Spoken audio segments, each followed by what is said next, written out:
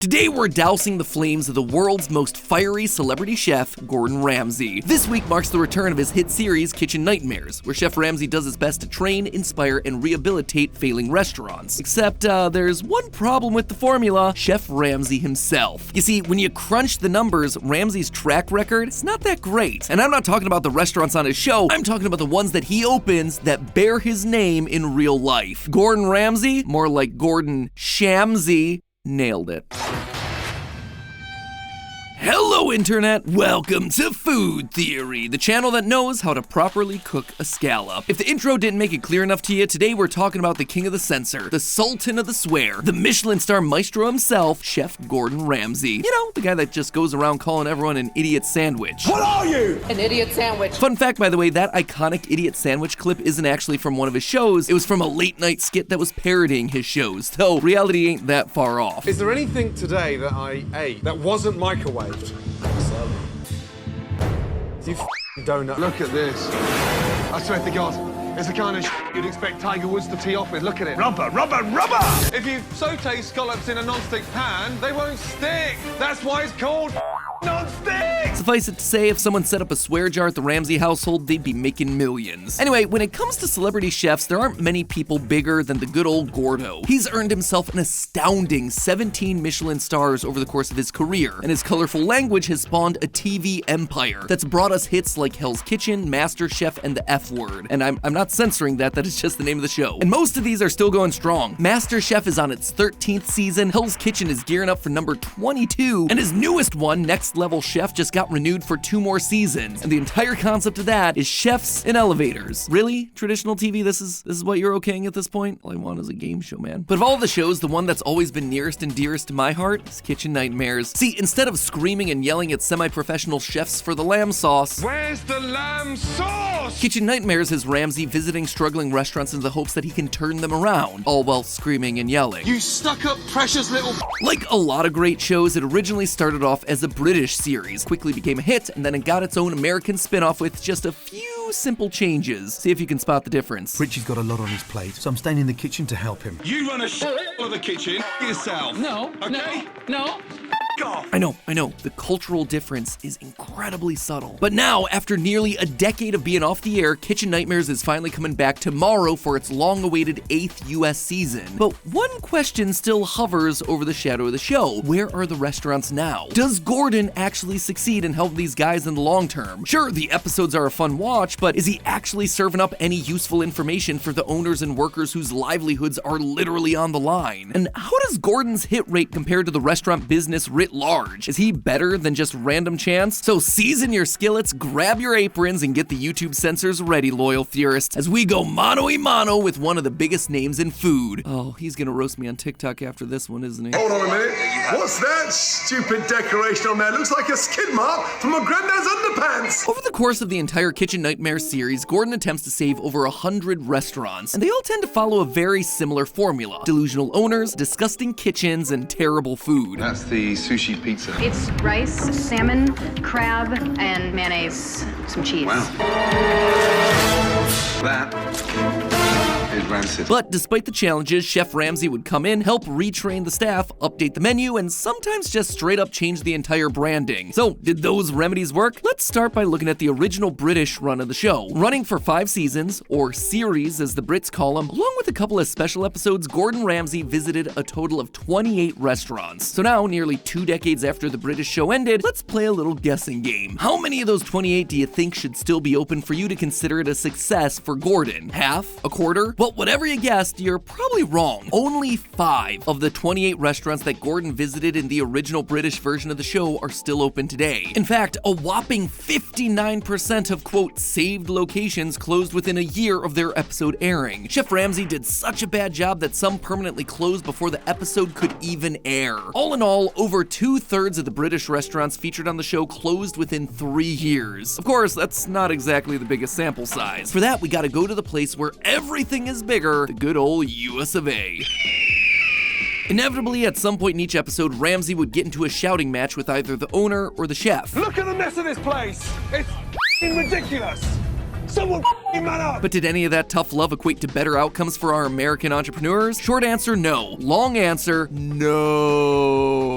As it turns out, Gordon's explosive temper might have been better for ratings, but worse for business. Of the 77 restaurants that were featured on the American Kitchen Nightmares, just 13 are open today. 13! That is a shade under a 17% success rate. So combining both versions of the show, just 18 of the 105 establishments that Gordon Ramsay tried to help are still around today. Honestly, that seems like a pretty terrible record, especially talking about a guy who's made over $500 million by opening his own restaurants. But I also get it. These are literally the worst of the worst restaurants out there. They were already on their last leg long before Chef Ramsay ever decided to step in, hence the whole nightmare part of the title. I mean, it wasn't called Gordon Ramsay's Kitchens, who are just a few tweaks away from success. Then again, as it turns out, Gordon might not be the right guy for the job, because his numbers, yeah, they're not that great either. As of the recording of this episode, a whopping 4 of Chef Ramsay's restaurants have Michelin stars. His flagship restaurant, Restaurant Gordon Ramsay, is one of only 8 3-Michelin star restaurants in all of the UK and Ireland. There are only 2 chefs in history that have earned more Michelin stars in their career than Ramsay. However, these top-tier restaurants are only a small part of the Gordon Ramsay empire. For every restaurant Gordon Ramsay, there's about 10 Gordon Ramsay street burgers opening in a 5-yard span. So knowing all of that, I wanted to really dig down and find out if Chef Ramsay was truly more successful at keeping restaurants open than your typical small restaurateur that he berates as a part of his show. And boy, let me tell ya, it was actually a fairly easy calculation. You see, Gordon Ramsay has been busy over the past couple years. His roster of restaurants is enormous. According to Wikipedia, Gordon Ramsay has owned or operated 132 different restaurants in the course of his career. In the last 5 years alone, he's opened 67. There's even 8 more that are set to open before the year's end. Now, I did my best to try and get the most accurate data possible. Also, to give the most fair assessment, I removed every restaurant from our list that opened in the last 2 years, since the jury's still out on whether they're gonna be able to make it or not. There's also the big viral-shaped elephant in the room, the pandemic. During COVID, anywhere between 70 and 90,000 restaurants shut their doors. As a result, I think it's unfair to judge Chef Ramsay on how his business is held up against a once-in-a-lifetime global health crisis, so I cut those out of the list as well. All in all, that left me with 83 Ramsay restaurants in contention ready to review, and what I found out about his track record ended up being super interesting. First, I learned that there actually isn't a lot of consensus among researchers about how often restaurants fail. The range of results that I found were insane. On the low end, some research says that around 17% of restaurants close within their first year of operation. On the other end of the spectrum, one American Express commercial cited that number as closer to 90%. Yeah, really couldn't be further apart. However, the NRA, absolutely not the one that you're probably thinking of, the National Restaurant Association, recognizes a failure rate of about 30% to be the norm in the restaurant industry. Since they're industry standard and it was kind of in the middle, I decided to go with that one. And you know what? Compared to that number, Gordon comes out looking great. Just 9% of Gordon's real-world establishments close within their first year. In fact, a full third of Gordon's restaurants that opened prior to 2013 are still kicking after a decade. In the end, 44% of the restaurants we looked into are still pumping out dishes as we speak. So yeah, while not every one of his locations are winners, especially the chains that he's opened more recently, Chef Ramsay far exceeds your average restaurateur. I mean, shouldn't be all that surprising. He has an entire marketing team behind him and decades of experience, but hey, now at least we have the numbers to prove it. So he's better than your local mom and pop. But now let's have Gordon pick on someone his own size. Let's measure the likes of Gordon Ramsay against other celebrity chefs to see if Gordon can stand the heat in his own kitchen, starting with his old rival, a culinary clash between Gordon Ramsay and Bobby Flay. Since we've already pitted them against each other in a previous episode, it's only right that we start this one with a rematch. Today, Flay may not be as much of a mainstay as Chef Ramsay, but there was a point in time when Bobby was the king of the celebrity chef world. So, how good is Bobby Flay at keeping the doors to his restaurants open? Well, he's actually better than Gordon. Much better, in fact. Of Bobby Flay's 13 restaurants that opened pre-2022 and didn't close because of COVID, how many of them are still open? A respectable 53%. That said, we're obviously working at different scales here. 13 versus Ramsay's 80. So, is there anyone else who's closer? How about someone a bit more homey, a bit more accessible to us everymen? Fire up your grills because the mayor of Flavortown has just arrived. Guy Fieri has has entered Hell's Kitchen. If you're looking for a chef who holds up to the scale and personality of Gordon Ramsay, Guy is your guy. According to my list, Guy Fieri has had about 46 restaurants tied to his name over his 2-decade-long career. How many are still cooking up flavors today? A jaw-dropping, frost-your-tips 78%. Fieri is not just beating the likes of Flay and Ramsay, he is lapping them. Pretty darn impressive for a guy who just rolls around in his bowling shirt. But does a plate of trash can nachos really compete with what you get at a Ramsay restaurant, like this lobster ravioli? I mean, look at these dishes. One is elegant, balanced, artistic in its presentation, and the other looks exactly like what you'd expect from a guy in his mid-50s with frosted tips and a goatee. Between Flay and Fieri, they have themselves a collective 1 Michelin star, and Flay ended up losing that star after having it for only a year. I mean, that's not to say that Michelin stars are the be-all end-all. We've talked about that before on this channel, but when it comes to what the greatest food critics in the world are looking for, Ramsay knows how to deliver that better than anyone else. So, if we're truly looking to make the most accurate comparison possible, there is one chef who can look Ramsay in the eye and spit on his Michelin stars. The only man alive today who's earned more Michelin stars in his career than Gordon. Allow me to introduce you to the French culinary genius Alain Ducasse. Boasting an incredible 21 Michelin stars, 4 more than Gordon, and the only person in the ballpark in terms of number of restaurants under his domain, if anyone would be the ultimate final boss for this culinary clash, it's Ducasse. So, the big question, how's his success rate? Well, after looking through every Ducasse delicatessen that's ever existed, the percentage of his restaurants still open for business today is 59%. Way more than Gordon's measly 44. And according to the Michelin Guide, even better in terms of quality. So there you have it, folks. Gordon Ramsay, all brand, no bite. When you stack him up against other celebrity chefs, Gordon is good, but not great. Is how I'd end this episode if I was being disingenuous. Opening up over 100 restaurants, being able to keep nearly 50% of those open for an extended period of time, and then maintaining a high level of quality across all of them, that is a nearly impossible feat. What Gordon Ramsay has been able to do and build is just incredible. And while he's garnered this reputation as a short-tempered, arrogant, stuck-up blowhard, the Ramsay that you see on TV is just a character. If you've spoken with people who've actually worked closely with him, or you just watched some of his more recent, less fiery programming, you see he's just a guy who loves cooking and is passionate about sharing that with others. It's easy to cook on TV.